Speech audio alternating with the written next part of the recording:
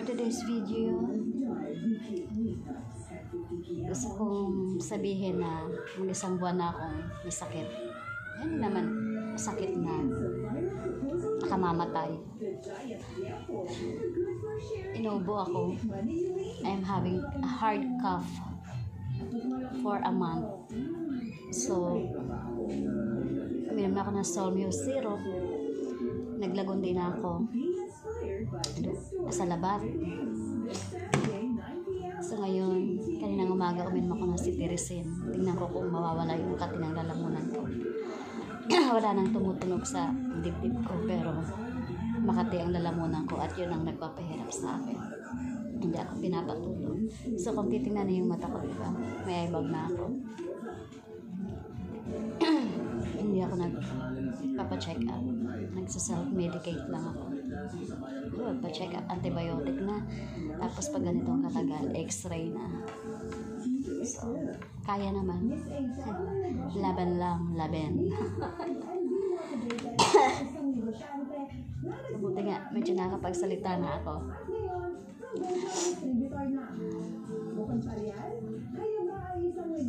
Ngayon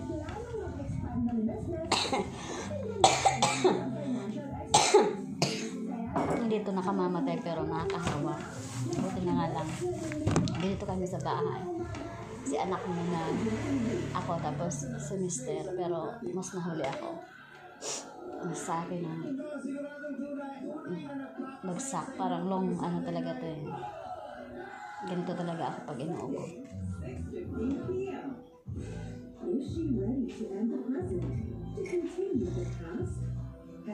I'm having coffee break. Some coffee. At nanonood ako ng Joey with the Palace. Ang tagal-tagal na nito. Pero dalaga pa ako. Favorite ko na si Changgyu. Hanggang ngayon, inulit-ulit na lang, rewind and rewind na lang eh. Pero I still watch it. I love the story. I love the lesson.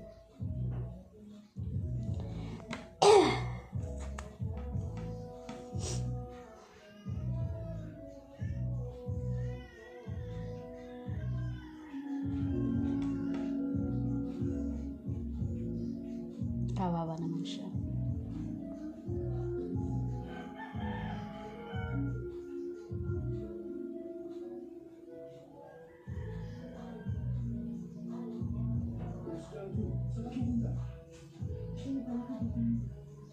Saka pupunta. Nakita na kang magahe.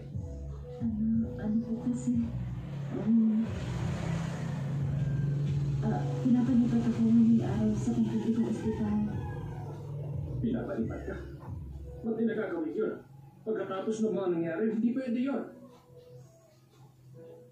Sino nagutos na? Si Dr. Jung ba? Ay, nako.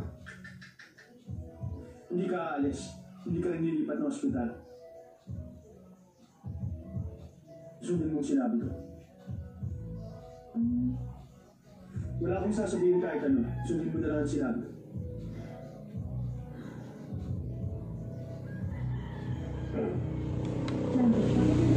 Pinalis ka na. Bago ka bumalik dito sa palasyo, dapat ka muna maturuan kung paano gumala. Palagay ko, hindi rin niya kailangan matutunan yun. Ginong, hindi ka dapat nakikialam. Paumanin, Dr. Joe.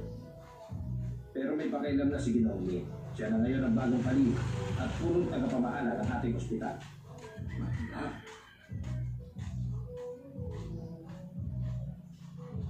May pinabibigay yung mga tao kay Nurse Janggu. Isang munting regalo bilang pasasalamat sa kanya.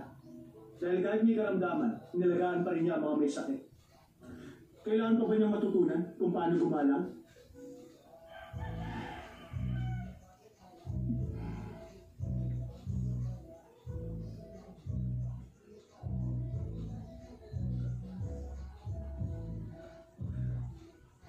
Inaabot ng mga mamamayan ang kanilang pasasalamat. Dahil sa iyong kabutihan, namulat ang mga mata ko sa isang mahalagang bagay. Katulad din pala ako ng ibang maharlika. Puro salita, kulang sa gawa. Siya nga pala. Ba't kanila pinalilipat? Samantalang malaking bagay ang nagawa mo para sa bayan.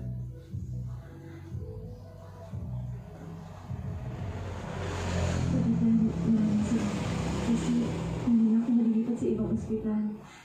Kaya lang dahil sa ginawa mong pagkatagol sa akin, baka isipin nila na tayo,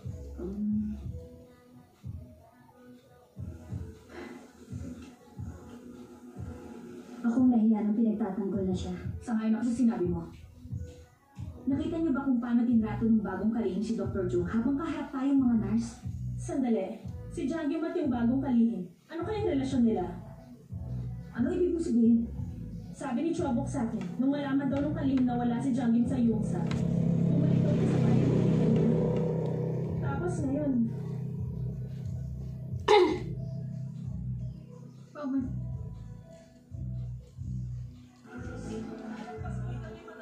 Dami kong trabida.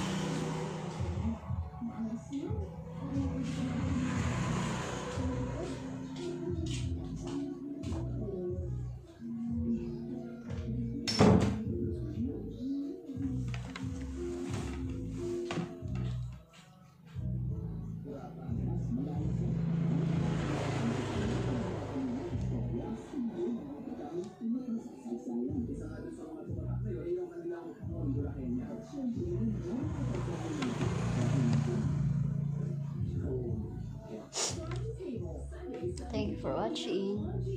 Thank you for all my subscribers. Shout out, guys. Thank you, everyone. So, ayan. This is my short videos and update for myself, about myself. But I'm okay. Lumalaban. Hopefully, next video, maayos na yung boses ko.